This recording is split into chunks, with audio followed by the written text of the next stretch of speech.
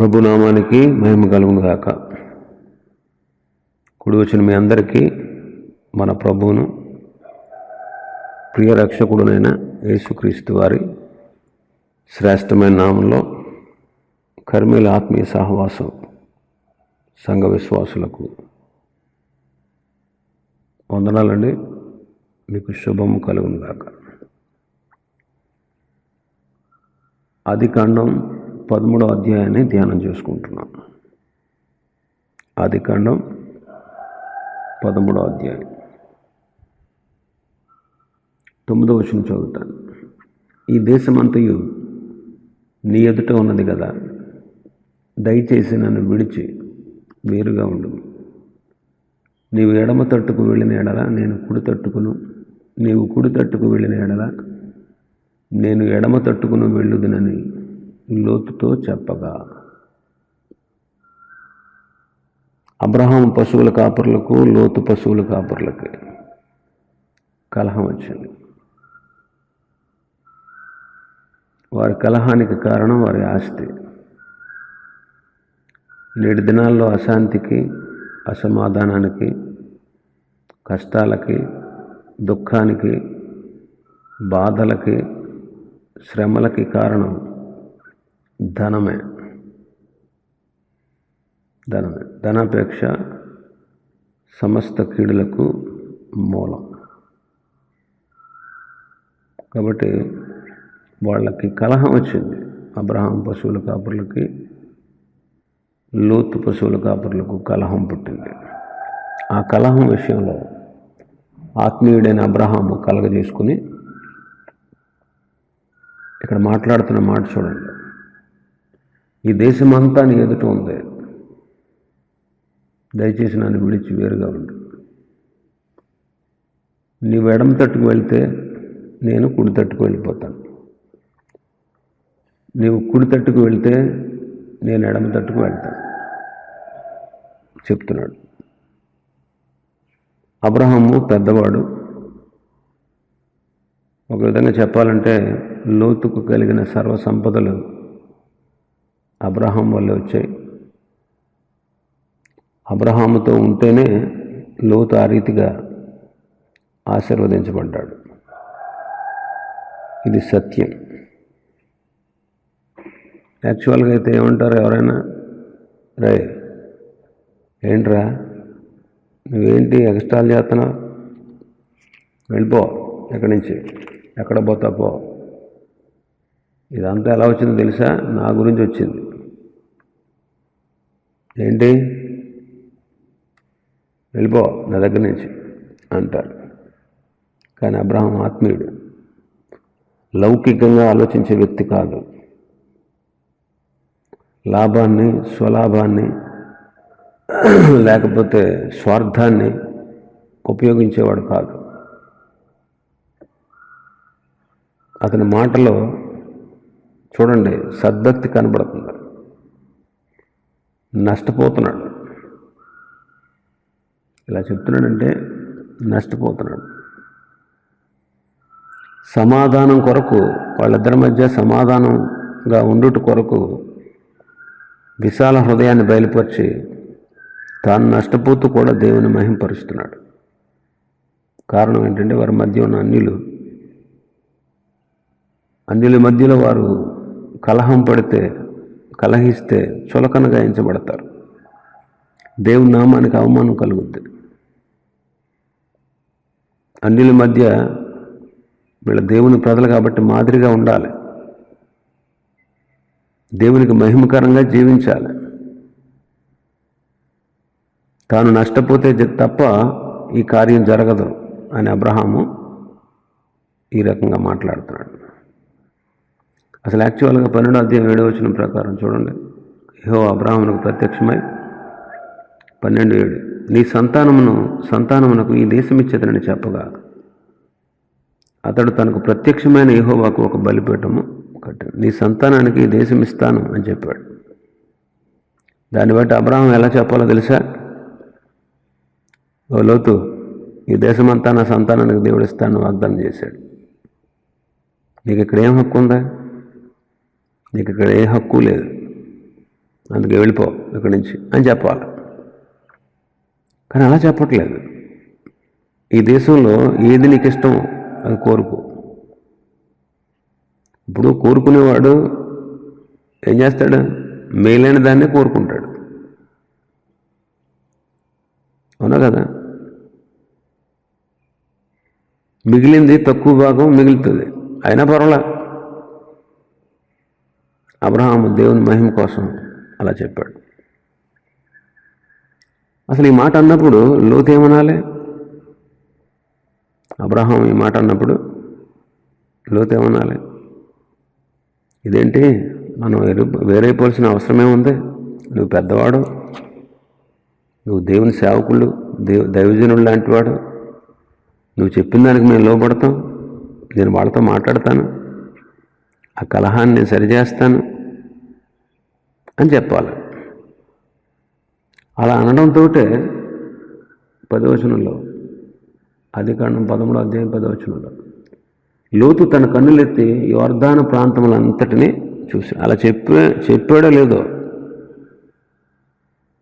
యోర్దాను ప్రాంతాలను చూశాడు. కారణం ఏంటి? అబ్రహాముతో లోతు ఐగుప్తుకు వెళ్ళినప్పుడు ఐగుప్తు సంపాదన మీద అతనికి ఆశ కలిగింది. అప్పటి నుంచి ఐగుప్తు లాంటి దేశానికి నేను వెళ్ళిపోవాలి అనే కోరిక లోతులో నిలిచిపోయింది. అబ్రహాం అయితే మళ్ళా నేను ఎప్పుడు కూడా ఐగుప్తుకు కానీ, ఐగుప్తు లాంటి దేశానికి కానీ నేను ఎప్పుడు వెళ్ళకూడదు అని నిశ్చయించుకున్నాడు. కాబట్టి ఇక్కడ నష్టమైన ప్రభు కోసం భరిస్తూ ఉన్నాడు. అయితే లోతుకి ఐగుప్తులో జరిగినటువంటి అవమానం పెద్ద అవమానంగా అనిపించలేదు అతను. ఇర్మియా గ్రంథంలో ఒక మాట ఉంటుంది, చాలామంది అవమానించబడుతున్నా అవమానం అనిపించదు. ఇశ్రాయేల్ దుస్థితి అలాగే ఉంది. ఇశ్రాయేల్ పరిస్థితి ఇర్మియా గ్రంథం 6వ అధ్యాయం 15వ వచనం, వారు తాము హేయక్రియలు చేయుచున్నందున సిగ్గుపడవలసి వచ్చాను కానీ వారు ఏమాత్రమును సిగ్గుపడరు. అవమానం నందితమని వారికి తోచనే లేదు కనుక పడిపోవు వారితో వారు పడిపోతారు. నేను వారిని విమర్శించు కాలమున వారు తొట్టిల్లుదరని యెహోవా సెలవిచ్చుచున్నాడు. సిగ్గుపడాల్సి వచ్చింది కానీ వారు ఏమాత్రము సిగ్గుపడరు. అరే, ఇంత అవమానం జరిగింది కదా అని వాళ్ళకి తోచనే లేదంట. కాబట్టి వాళ్ళు పడిపోతూనే ఉన్నారు. కొంతమందికి సిగ్గుగా అనిపించదు. అవమానించబడినా పెద్ద లెక్క చేయరు చాలామంది.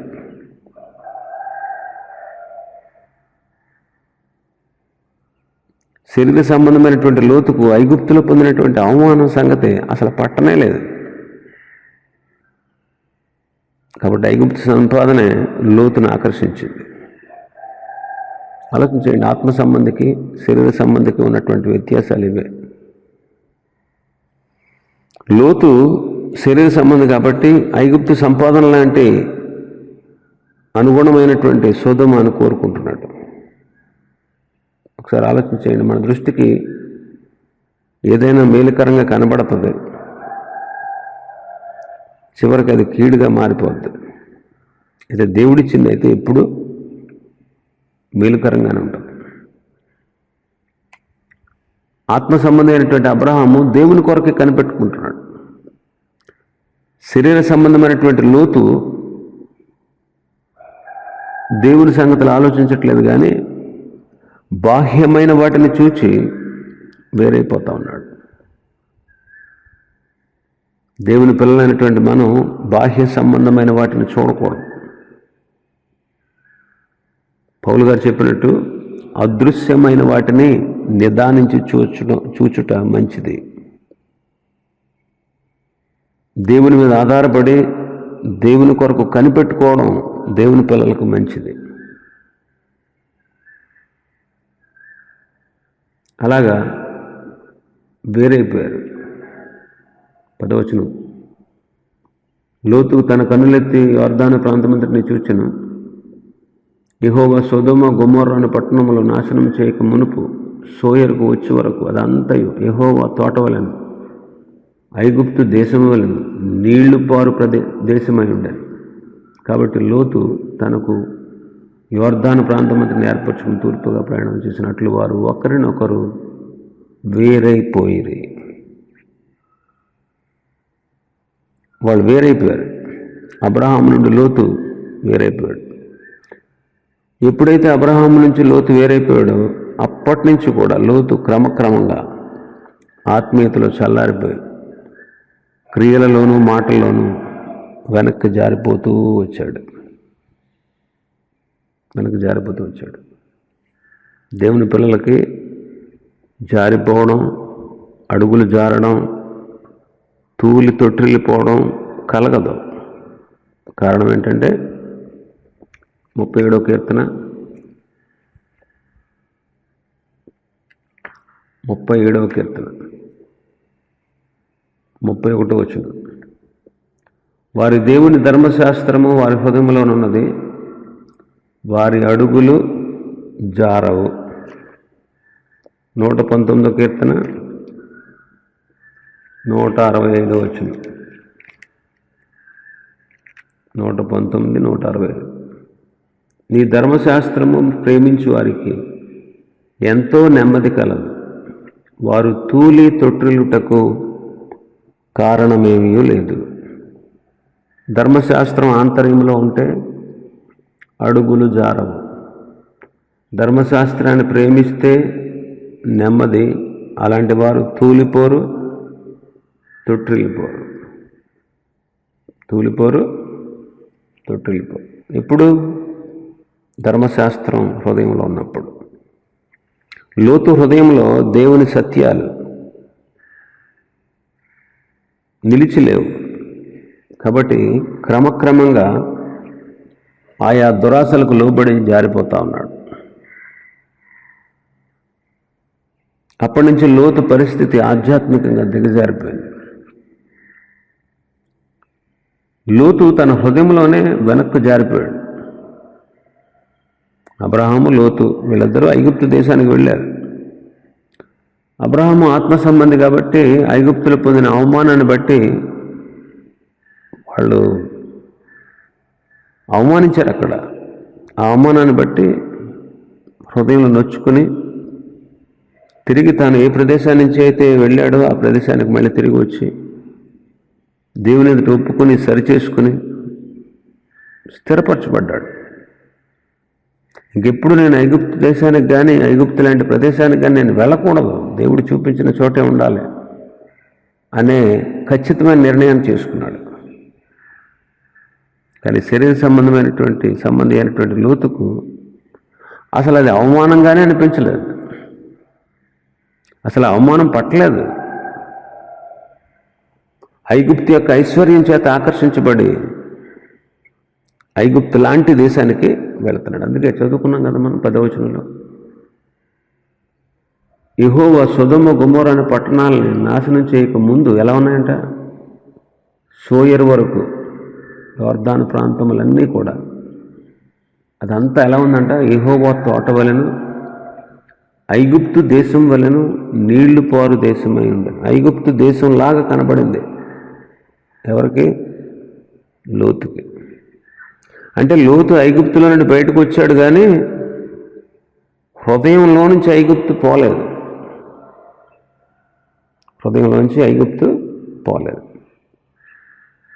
లోతు మనస్సు ఐగుప్తు మీదనే ఉండిపోయింది. కాబట్టి అబ్రహాము అలా చెప్పిన వెంటనే చూడండి, నువ్వు తూర్పుకి వెళ్తే నేను పడమటికి వెళ్తాను, నువ్వు ఎడమ తట్టుకు వెళ్తే నేను కుడి తట్టుకు వెళ్తాను, నువ్వు కుడి తట్టుకు వెళ్తే ఎడమ తట్టుకు వెళ్తానని లోతుతో చెప్పాడో లేదో అబ్రహాము వెంటనే కన్నులెత్తి చూశాడంట. అసలు ఇంకేం మాట్లాడలేదు. ఇదేంటి నన్ను వెళ్ళిపోమంటావేంటి?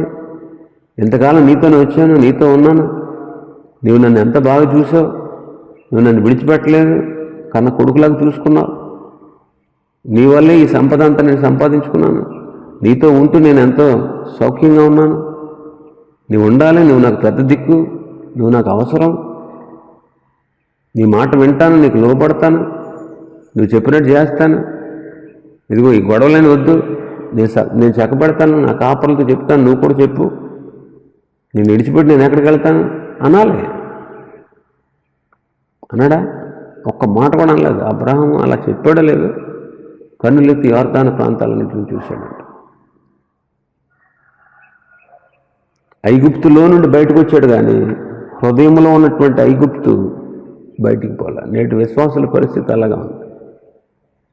లోకంలో నుండి ప్రత్యేకించబడి భక్తిలోకి వచ్చారు, కానీ లోకం ఇంకా చాలామంది హృదయాల నుంచి పోలేదు. లోకంలో నుండి బయటకు వచ్చారు, ప్రభు పిలిచాడు, ఆశ్చర్యకరమైన వెలుగులోకి పిలిచాడు. ప్రభు ఆశ్చర్యకరమైనటువంటి వెలుగులోకి మనల్ని లోకంలో నుండి ప్రత్యేకించాడు. మనల్ని లోకానికి ఉప్పుగా వెలుగుగా చేశాడు. కొండ మీద ఉన్న పట్టణంలాగా ఉండాలని కోరుతున్నాడు. మనం సత్క్రియలు చేస్తూ దేవుని మహింపరచాలని కోరుకుంటున్నాడు ఆయన. కానీ చాలామందికి హృదయంలో నుండి ఇంకా లోకం పోలే. చాలామందికి అనిపిస్తూ ఉంటుంది. చాలామంది లోకస్తులు వాళ్ళు చేసేటువంటి కొన్నిసార్లు అనిపిస్తుంది కదా, చాలామంది యవనస్తులకు ఎక్కువ అనిపించేది ఏంటంటే, అందరూ తోటి యవనస్తులు సినిమాలకు వెళ్తూ ఉంటే వీళ్ళని వెళ్ళొద్దు అంటాం మనం. పిక్నిక్లు వెళ్తానంటే వెళ్ళొద్దు అంటాం. ఉత్సవాలకు వెళ్తానంటే, జాతరలకు వెళ్తానంటే, తీర్థాలకు వెళ్తానంటే వెళ్ళొద్దు అంటాం. కొంతమంది పాప భయం చేత, అదే పాప భయం అంటే మరణ భయం చేత, ఈ వయసు ప్రభువును అంగీకరించకపోతే నరకానికి పోతామని చెప్తాం కదా కొంతమంది పిల్లలకి. ఆ భయం చేత కొంతమంది అమ్మో నరకాన్ని తప్పించుకోవాలి అని అప్పుడు భయంతో మేము కూడా బాప్తిజం తీసుకుంటాం, మేము కూడా రక్షణ పొందుతాం అంటారు. పొందేస్తారు అలాగా. అప్పటి నుంచి వాళ్ళ మనసులో ఉన్నటువంటి ఈ లోకం అనే ఐగుప్తు పోదనమాట. ఆ తర్వాత కొంతకాలానికి 2-3 సంవత్సరాలు బాగానే ఉంటారు. ఆ తర్వాత కొన్ని సంవత్సరాలకి అనవసరంగా బాప్తిజం చేసుకుని రక్షణ పొందేసి వాళ్ళు ఎంత ఎంజాయ్ చేస్తున్నారు, వాళ్ళు ఎంత బాగున్నారు, వాళ్ళతో కలిసి తిరుగుతానికి లేదు, వాళ్ళతో అక్కడికి వెళ్ళడానికి లేదు, గంతులు వేయడానికి లేదు, ఏంటో. అంటే చాలామంది హృదయంలో నుంచి ఐగుప్తు పోదాం అనిపిస్తుంది. అలాగా సహజం. అయినా మనం కట్టడి చేస్తాం. అలా అనిపించిందని వదిలేయం కదా. కొంతమంది తల్లిదండ్రులు వాళ్ళ స్వేచ్ఛను హరించేస్తున్నాం అనవసరంగా. అందుకే చాలామంది తల్లిదండ్రులు అంటారు, ఒరే ఇంకా అప్పుడే ఇద్దరు బాప్తీసం, అప్పుడే రక్షణ పొందకు, బోల్డ్ లైఫ్ ఉందిరా నీకు, అన్నీ అనుభవించాక అనుభవించి భ్రష్టుడు అవుతాడు, ఇంకేడేం మారుతాడా. ఈ భయం ఉండాలి. వాళ్ళకు ఉంటుంది లోకంలో, మనసులో లోకం ఉంటుంది. పెద్దోళ్ళకే ఉంది లోకం, చిన్నపిల్లలకు ఉండదా, యవనస్తులకు ఉండదా. పెద్దోళ్ళకి ఇంకా లోకం హృదయంలో ఉండిపోయింది. అందుకే కదా లోకం హృదయంలో ఉండిపోబట్టే నీకు సీరియల్ మీద ఉన్నటువంటి ధ్యాస వాక్యం మీద ఉండదు.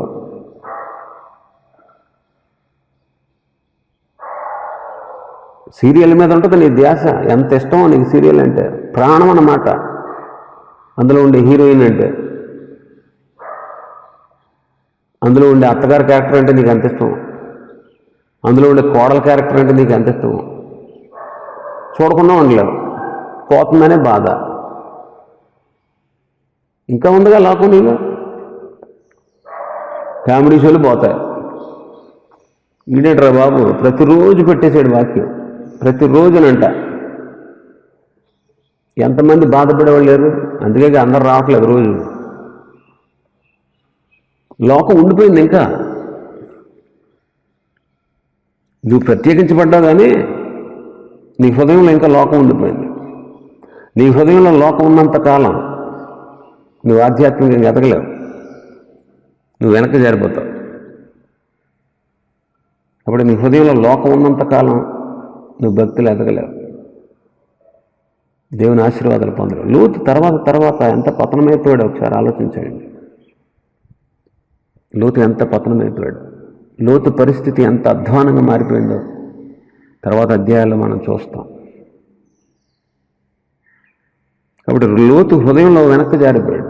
నీ హృదయంలో ఇంకా లోకం ఉంటే, లోకం అంటే ఏమన్నాడు యోహాను భక్తుడు?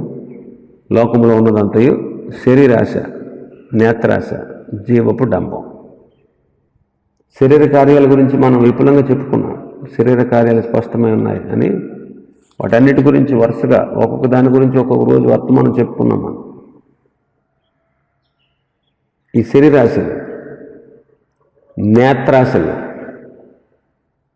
జీవపు డంబం, గర్వం, అతిశయం,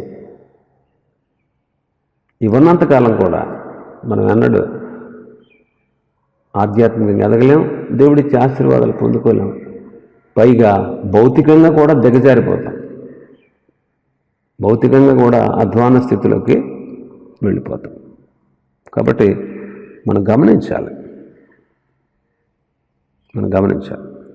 లోతు హృదయంలో వెనక్కి జారిపోయాడు. ఇంకా నీ హృదయంలో లోకం ఉందా?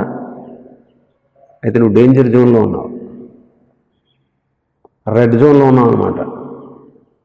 నీ హృదయంలో ఇంకా లోకం ఉంటే నువ్వు దేవుని బిడ్డవు, రక్షణ పొందావు, బాప్తిసం తీసుకున్నావు, ఎప్పటి నుంచో చలామణి అయిపోతున్నావు.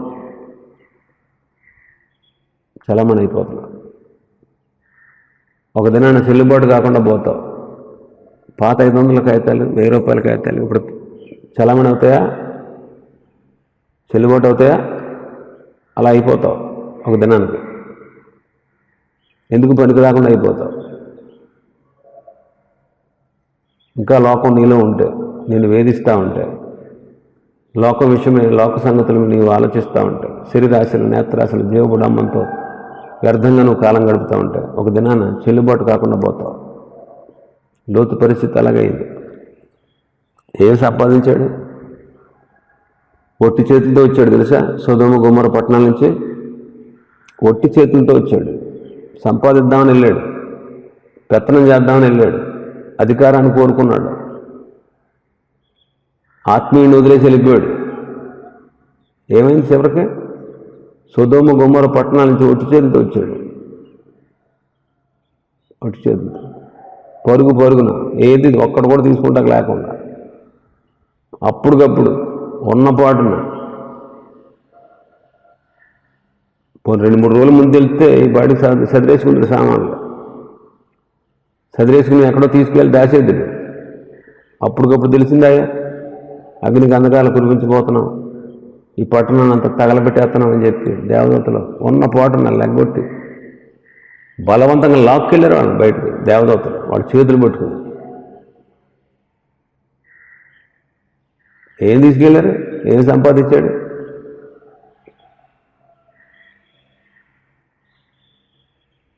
అక్కడ ఉన్న దాని అంతటిని పోగొట్టున్నాం. ఇక్కడ సంపాదించింది కూడా పోగొట్టున్నాం. అబ్రహాంతో ఉన్నప్పుడు సంపాదించింది కూడా నాశనం అయిపోయింది. వాళ్ళ ఆస్తి కలిసి నివసించలేనంత గొప్పది కదా. ఇతను కూడా ఆస్తిపరుడే కదా, ధనవంతుడు. అబ్రహాంతో పాటు ఇంచుమించుగా సమానమైనటువంటి ధనవంతుడు. ఏం మిగిలింది? ఐగుప్తుకి వెళ్ళాడు, సొదొమకు వెళ్ళాక ఒట్టి చేతులతో వచ్చాడు. భ్రష్టురాండ్రు అయిపోయారు, భార్య ఉప్పు స్తంభం అయిపోయింది.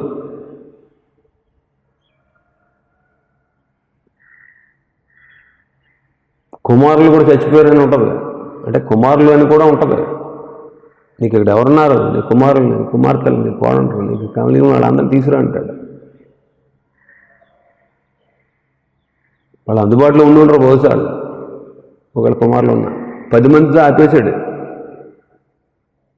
అబ్రహాం ప్రార్థన చేసేటప్పుడు. ఒక 10 మంది నీతిమంతులు ఉంటే ఖాయం అండి. 10 మంది ఉన్నా కాస్తాడు. 10 మంది లేరు అక్కడ, ఒకడున్నాడు నీతిమంతుడైన లోతు. అందుకే ఆయనే తప్పించాడు. ఒక్కడే ఉన్నాడు. దినదినం నొప్పించుకుంటూ వచ్చాడు హృదయం, నీతి గల తన హృదయాన్ని. ఏం సాధించాడు?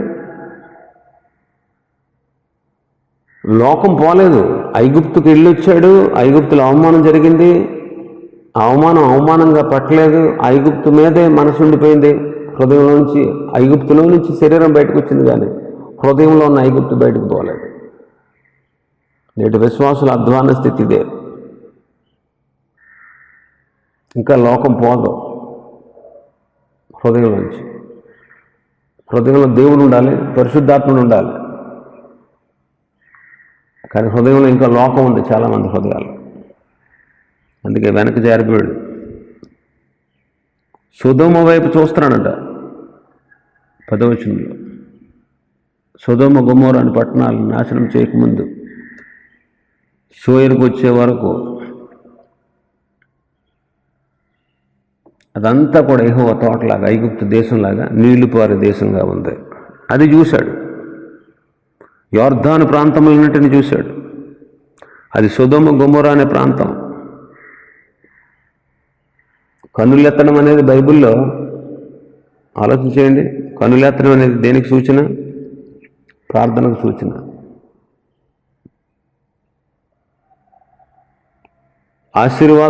ఆశీర్వాదాలు పొందడం కోసం సూచన. క్రీస్తు రాకడ కొరకు కనిపెట్టడానికి సూచన కన్నులెత్తడం అనేది. కన్నులెత్తి సొదొమ వైపు చూస్తున్నాడు, దేవుని వైపు చూడట్లేదు. యొర్దాను అంటే తెలుసా అర్థం? మరణం.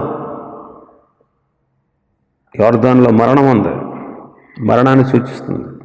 కానీ అలాంటి ప్రాంతం ఇతనికి కన్నులకు చాలా ఇంపుగా ఉంది. అక్కడ మరణం ఉందని గుర్తించలేకపోయాడు.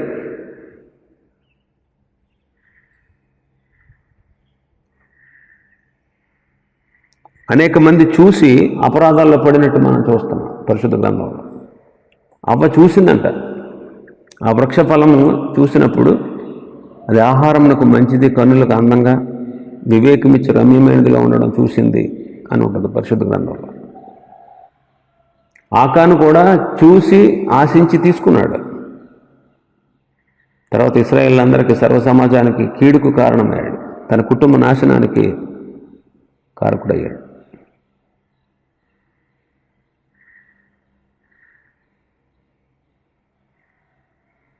దావీదు కూడా దుష్టత్వానికి సమ్మతించి లోబడి పాపం చేసి 4 కుమారులను పోగొట్టుకున్నాడు. ఒకసారి అయితే రాజ్యాన్ని విడిచిపెట్టి పారిపోయాడు. రాజ్యాన్ని విడిచిపెట్టి ఇశ్రాయేలు ప్రజలు 20,000 మంది మరణానికి కారకుడు. యాకోబు కుమార్తె అయిన దేనా కూడా అన్ని స్త్రీలను చూడడానికి వెళ్ళింది, చెరపబడింది, జీవితాన్ని పాడు చేసుకుంది. ఆమె గురించి మళ్ళీ ఇంకెక్కడ కనపడదు బైబిల్. అక్కడే ఆదికాండం 34లోనే కనపడదు. కాబట్టి మన దృష్టిని అదుపులో ఉంచుకోవాలి.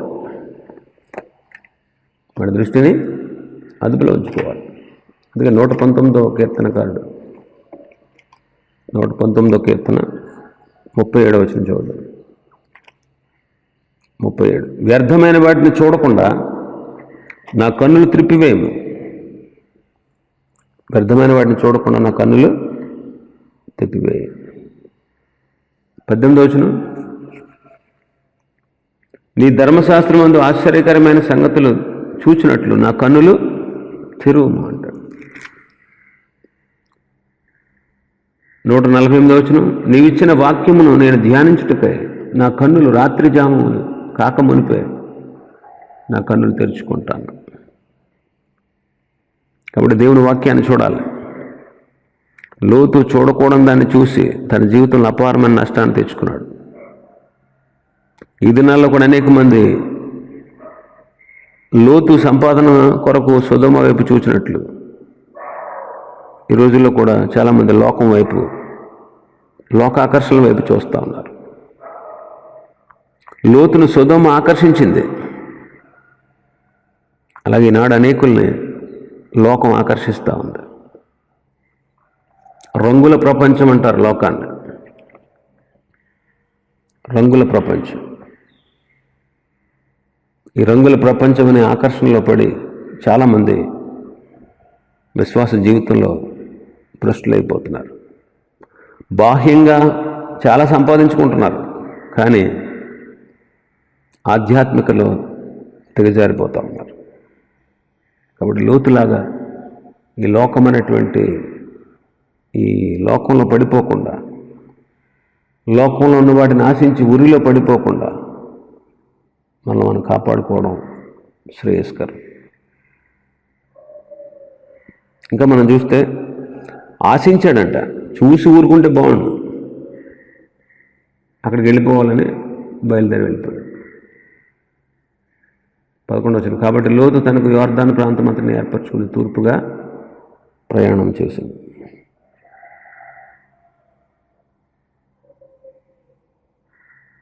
అతనిలో ఉన్నటువంటి ఆశ పోలే. ఎప్పటికైనా ఐగుప్తు లాంటి దేశాన్ని నేను స్వతంత్రించుకోవాలి. లోతు హృదయంలో నుండి తొలగిపోలేదు. ఐగుప్తు వల్ల నీళ్లు పారు దేశమై ఉంది కాబట్టి సొదొమను చూడగానే గొప్ప ఆశ కలిగింది. మంచి వాటిని ఆశించవచ్చు, కానీ చెడ్డవాటిని ఎప్పుడు మనం ఆశించకూడదు. ఇశ్రాయేల్ గురించి చెప్తాడు కొరింథీయులకు రాసిన పత్రికలో పౌలు గారు. కొరింథీయులకు రాసిన మొదటి పత్రిక 10వ అధ్యాయంలో చూడండి, 10వ అధ్యాయం 6 నుంచి 6వ వచనం, వారు ఆశించిన ప్రకారము మనము చెడ్డవాటిని ఆశించుకున్నట్లు ఈ సంగతులు మనకు దృష్టాంతములుగా ఉన్నవి. వాళ్ళు ఆశించిన ప్రకారము చెడ్డవాటిని ఆశించకుండానట్లు. ఆశ కలిగి ఉండడం మంచిదే, ఆశ కలిగి ఉండాలి. ఆశ లేని వాడిని దేవుడు కూడా ఆశీర్వదించడు. అయితే ఎలాంటి ఆశ కలిగి ఉండాలి? ఇశ్రాయేలీయులు ఏం చేశారంట? చెడ్డవాటిని ఆశించారు. చెడ్డవాటిని ఆశించారు. చెడ్డవాటిలో ఒకటేంటి? విగ్రహారాధన. రెండవది వ్యభిచారం. మూడవది ప్రభువును శోధించడం. నాలుగవది సణుక్కోవడం. ఇవి చెడ్డవి. ఎక్కువ మంది ఇష్టలుగా ఉండలేకపోయారంట. చెడ్డవి ఏంటంటే విగ్రహారాధన, వ్యభిచారం, ప్రభువును శోధించడం, దేవుని మీద, దేవుని సేవకుల మీద సణుక్కోవడం.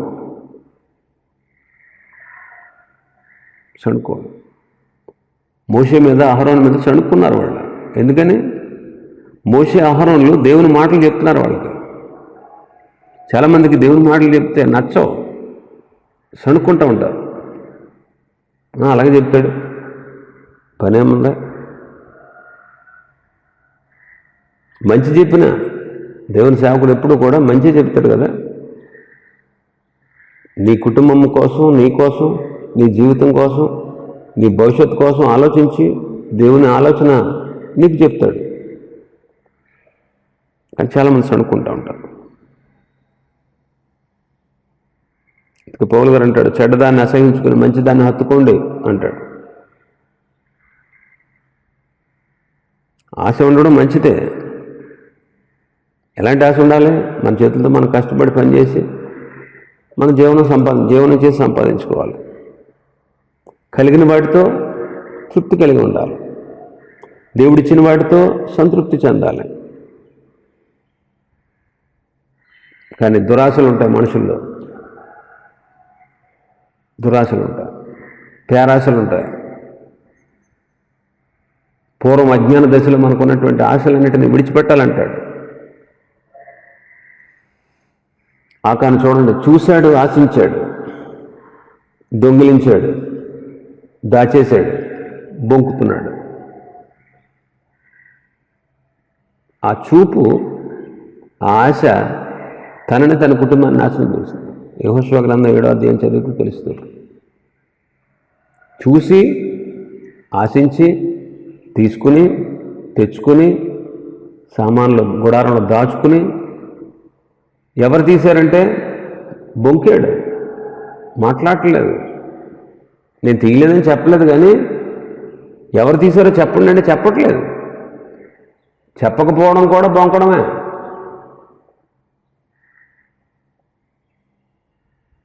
ఎవరు తీశారు చెప్పండి అంటే చెప్తున్నా, నేనే తీశాను అంటలా. నేనే తీశాను అని ఉంటే బతుకుతాం ఆ రోజు. మిగిలిన కుటుంబీకులన్నా బతుకుతుడు. వాడి కుటుంబీకులు, వాళ్ళ పశువులన్నీ రాళ్లతో కూడా చంపబడేశారు, కాల్చిపడేసి వాళ్ళ మీద పెద్ద రాళ్ళ కుప్ప వేశారు. ఒకటి ఆలోచించాను. ఆశించి ఆశ అనేది ఆశించుట అనేది మంచి వాటిని ఆశించాలి, కానీ దురాశలు, పేరాశ, దేవునికి వ్యతిరేకంగా దేవుడు వద్దన్న వాటిని ఆశపడడం, అది నీ జీవితానికి ప్రమాదం. ఇంకా అతను యోర్దాను ప్రాంతములన్నిటినీ ఏర్పాటు చేసుకున్నాడు. మరియు ఈ యోర్దాను ప్రాంతాలని ఏర్పాటు చేసుకుని వెళ్ళడం దేవుని చిత్తమా కాదా తెలుసుకున్నాడా? తెలుసుకోలేదు. ప్రభు చిత్తం కాని వాటిని ఏర్పాటు చేసుకుని వెళ్ళిపోయాడు. నీ జీవితంలో, నా జీవితంలో కూడా దేవుని చిత్తము కాని వాటిని మనం ఎప్పుడు ఆశించకూడదు, వాటిని విసర్జించాలి. లోతు అసలు ఆలోచించలేదు, వెంటనే ఏర్పాటు చేసేసుకున్నాడు. అక్కడికి వెళ్ళడానికి నిర్ణయించుకున్నాడు, బయలుదేరి వెళ్ళిపోయాడు. అలా వాళ్ళు ఒకరి నుంచి ఒకళ్ళు వేరైపోయారు. ఆ తర్వాత చాలా నష్టపోయాడు. 7 దినాల్లో మనం కూడా వీటిని ఏర్పాటు చేసుకుంటున్నాం. దేవుని చిత్తాన్ని బట్టే నడుచుకుంటున్నామా, సొంత ఇష్టాన్ని నెరవేర్చుకుంటున్నామా? మనం తీసుకునే నిర్ణయాలు ప్రార్థనాపూర్వకమైనవా, బాహ్యంగా ఆలోచించి తీసుకుంటున్నామా? చాలామంది దేవుని చిత్తాన్ని గ్రహించరు, తెలుసుకోరు. బాహ్య సంబంధమైన వాటిని ఆశించి, బాహ్య సంబంధమైన వాటిని ఏర్పరచుకుని అనేక చిక్కులకు వాళ్ళు గురైపోతున్నారు. ఇది చాలా ప్రమాదకరం. అబ్రహాం సొదొమ వైపు చూడకుండా, ఆయన గురించి రాసి ఉంటుంది, దేవుడు దేనికి శిల్పియు నిర్మాణకుడై ఉన్నాడో పునాదులు గల ఆ పట్టణం కొరకు అబ్రహాం ఎదురు చూస్తున్నాడు అంటాడు హెబ్రీ పత్రిక 11వ అధ్యాయం.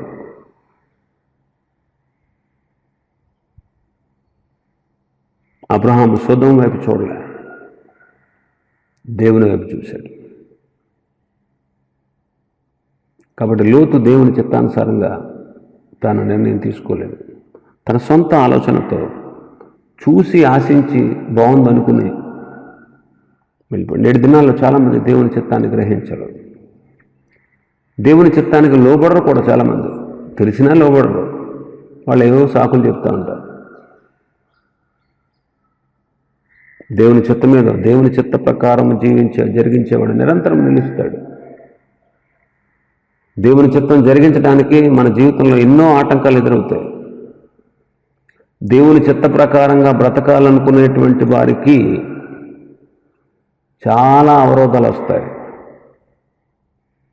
చాలా అవరోధాలు వస్తాయి. దేవుని చిత్తం జరిగించడం ఎంతో కఠినం అనిపిస్తుంది, చాలాసార్లు కఠినం అనిపిస్తుంది. నిజమే, కఠినమే. దేవుని చిత్తం జరిగించడానికి లోకం సమ్మతించదు, మన శరీరం సమ్మతించదు, ఈ లోకం సమ్మతించదు, బంధువులు సమ్మతించరు, కుటుంబీకులు సమ్మతించరు. అలాగని వీళ్ళందరూ వదిలేస్తామా? అలాగని వీళ్ళందరి మధ్యలోంచి వెళ్ళిపోతామా? ప్రత్యేకంగా ఎక్కడికి అడవిలోకి వెళ్ళి ఉంటామా? ఉండలేం కదా.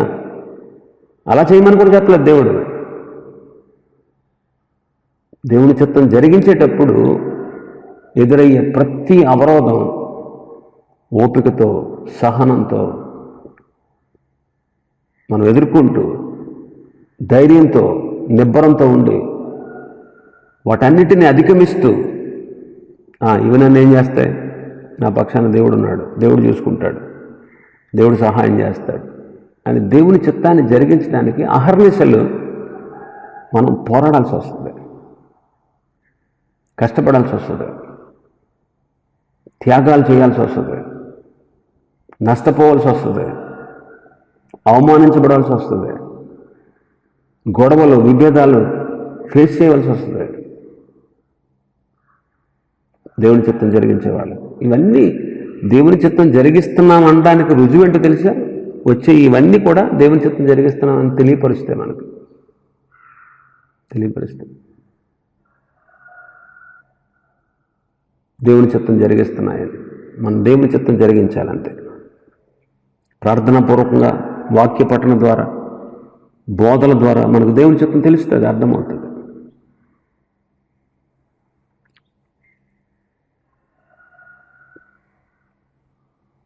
ఇంకా తర్వాత మనం చూస్తే లోతు అబ్రహాము నుండి వేరైపోయాడు. అసలు యాక్చువల్గా అబ్రహాము యొక్క భక్తి విశ్వాసాలు లోతుని ప్రోత్సహిస్తూ ఉండేవి. అబ్రహాము లోతుకు కాపుదలగా ఉన్నాడు. ఈనాడు అబ్రహామును విడిచిపెట్టి వెళ్ళిపోయాడు, అనేక విధాలుగా నష్టపోయాడు. అబ్రహాముకు అనేకసార్లు దేవుడు తన ప్రత్యక్షతనిచ్చాడు, దైవ సత్యాల్ని ఆ ప్రత్యక్షతలో నేర్చుకున్నాడు. ఇప్పుడైతే వాటన్నిటిని లోతు పోగొట్టేసుకుంటున్నాడు. అక్కడ రాసి ఉంటుంది 13వ వచనంలో, సుధమ మనుషులు దుష్టులు యెహోవా దృష్టికి బహు పాపులై ఉన్నారు. అలాంటి దుష్టుల మధ్యకి లోతు వెళ్ళిపోతున్నాడు. దుష్ట సాంగత్యం మంచి నడవడిని చెరుపుతుంది. మనం లోకానికి, లోక సంబంధులకు ప్రత్యేకంగా ఉండాలి, కానీ లోతు లోకస్తులతో కలిసి ప్రయాణం చేయడానికి వెళ్ళిపోతున్నాడు.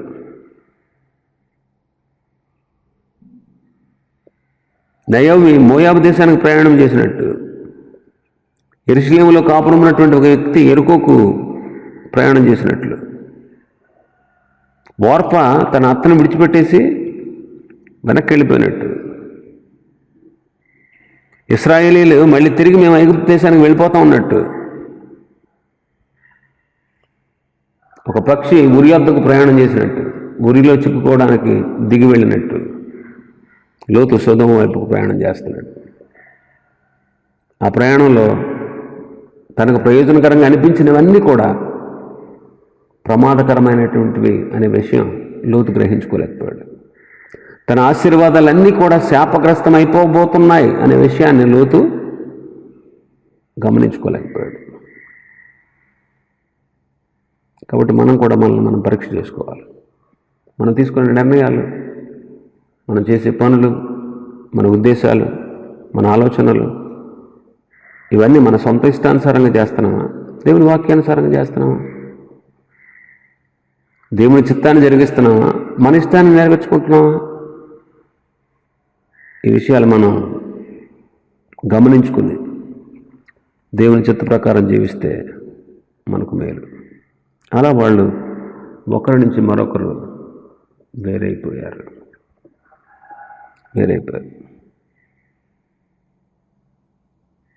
మిగిలిన విషయాలు రేపు ఉదయం మనం ధ్యానం చేసుకుందాం.